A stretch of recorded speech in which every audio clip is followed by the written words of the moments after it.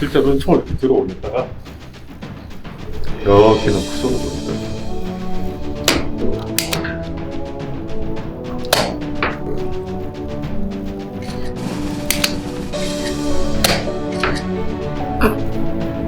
안녕하세요. 월간 플래툰 연수유라입니다. 오늘은 도쿄 마루이 M1851 네이비 언박싱을 해보도록 하겠습니다.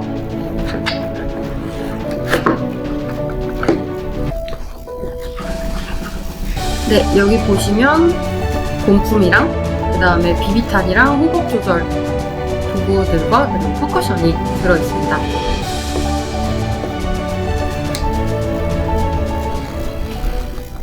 네, 안녕하세요. 월간 안녕하십니까. 플래툰 연수유라. 월간 플래툰 홍희범 편집장. 김찬우 기자입니다. 예. 네, 지금 저희가 어디 와 있나요? 저희 지금 신도림에 있는 태그아트 사격장에 와 있습니다. 네, 이게 어차피 샵 소개도 하고 할 건데 직접 와 보니까 너무 깔끔하고 좋은 것 같습니다.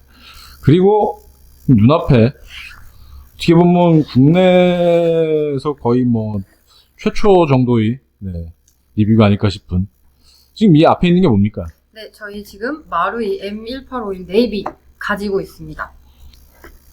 이거 은근히 나온다고 했을 때 꽤나 기대한 분들도 많고 했고, 네, 네. 드디어 나왔군요. 드디어 나왔고, 마루이가 싱글 액션 아미에 이어서 이런 클래식한 웨스턴 리볼버는 거의 지금 뭐 두 번째로 내는 건데. 네. 그리고 네, 이게 맞아요. 이름이 또 재밌죠. 예. 예. 1851 네이비. 네이비. 네, 원래 정작- 이게 총에 네이비 뭐 암이 들어가면 해군이나 육군이 써서 그렇게 들어가는 거 아니겠습니까? 그건 아니에요, 사실. 근데 이거는 예외죠. 그죠. 조금 틀립니다. 네네. 이거는 M1851 네이비는 콜트, 세뮤얼 콜트가 1843년부터 50년 사이에 설계를 한 리볼버고요. 네. 얘가 네이비라는 이름이 원래는 붙었던 게 아니라 사실 명칭이 여러 가지가 있었습니다. 후보 명칭이. 그 중에는 이제 레인저 피스톨이라는 이름도 있었고, 오, 그러니까 여러 가지 이름이 있었는데 여기 네이비가 붙은 거는 이 구경을 말하는 겁니다. 네.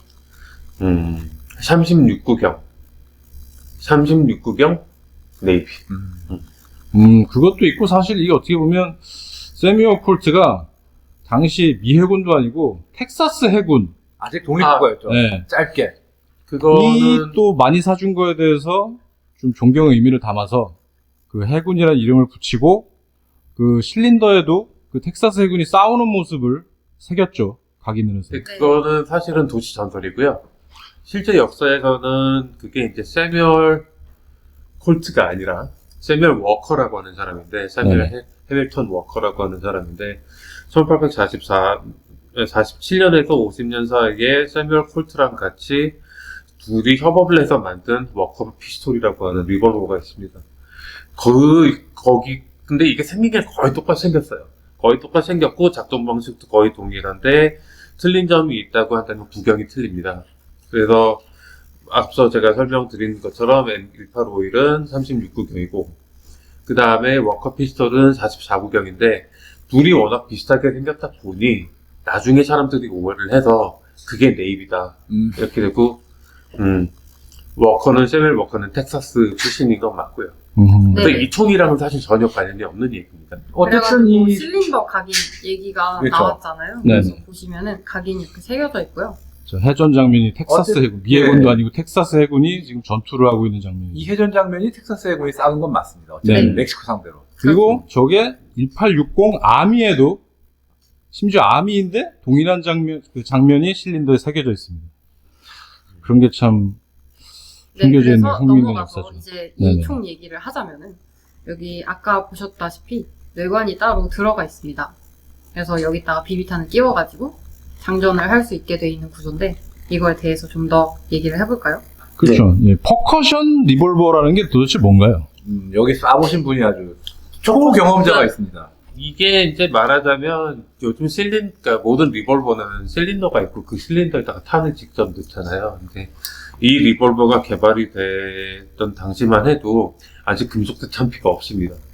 그렇다고 해서 탄이랑 뇌관이랑 화약을 같이 묶어서 만드는 일종의 페이퍼 카트리지조차도 아직은 고안이 안 됐던 시절이에요.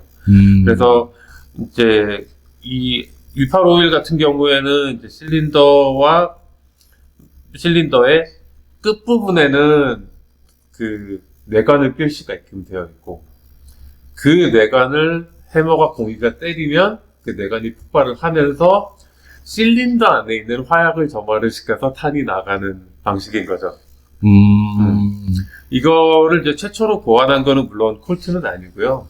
이게 한 4번째, 5번째 정도 모델이 됩니다. 그래서 뒤에다가는 내관을 끼고 퍼션 캡을 끼고 앞에다가는 미니의 볼을 넣는다. 그래서 캡앤볼 리볼버라는 많이 이름으로도 쓰죠. 많이 썼었어요. 그러다 보니까 이게 좀 장전을 하는 방식이 되게 복잡합니다.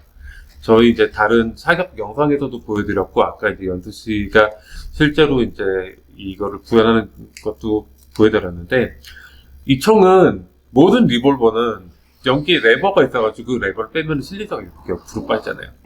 아니면 웨블리 같이 나강이나 웨블리처럼 저 완전히 중절식. 중절식으로 이렇게 꺾여서 탄을 넣으면 되는데 얘는 그렇게 안 하고 먼저 총을 분해를 해야 됩니다. 그렇죠. 편집장님께서 분해를 해주실 거예요. 예.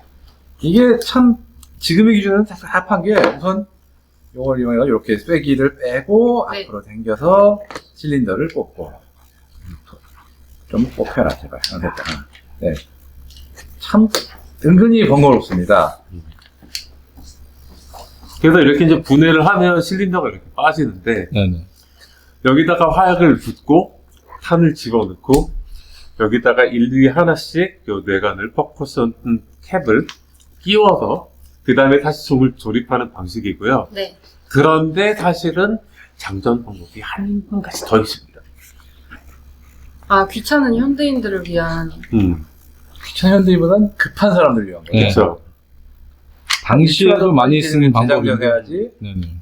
참 살아날 수 있는 그것은 바로 이 실린더를 여러 개 가지고 다니는 겁니다. 그렇죠. 아. 일종의 저걸 탄창처럼 쓴 거죠. 네. 네네. 실제로 남북전쟁 당시에는 이런 리볼버를 휴대하고 다니는 장교들이 뭐 실린더 파우치라고 요만한 가죽 파우치가 있어요. 네. 거기에 5개 정도가 들어갑니다. 아, 총이 달린 것까지 해가지고 다 합치면은 6개 더 합해서 6, 6, 4, 36발.